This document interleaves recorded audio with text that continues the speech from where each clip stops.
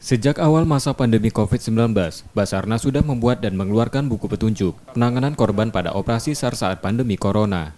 Petunjuk pelaksanaan tersebut dibagikan pada seluruh anggota kantor SAR, termasuk pada potensi SAR yang dimiliki kantor-kantor SAR di daerah. Pencarian dan pertolongan korban dalam operasi SAR dengan prokes agar pencarian dan korban tak terpapar COVID-19. Jadi kita sebarkan baik kepada seluruh anggota kantor SAR maupun kepada para potensi juga kita berikan petunjuknya ini.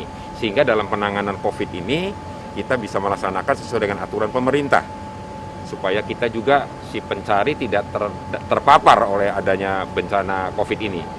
Insya Allah selama ini para rescuer kita yang melaksanakan di lapangan dengan mematuhi aturan atau protokol kesehatan yang sudah ditentukan, sampai dengan saat ini kecil sekali terpapar terhadap rescuer kita yang di lapangan karena sudah menggunakan APD sesuai dengan ketentuan.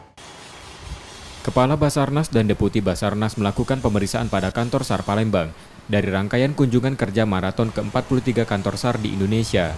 Pemeriksaan dilakukan untuk memastikan kesiapsiagaan personil dan alat utama pencarian dan pertolongan dari kemungkinan terjadinya kebencanaan di wilayah operasi kantor SAR. Saat ini yang menjadi kewaspadaan adanya fenomena La Nina.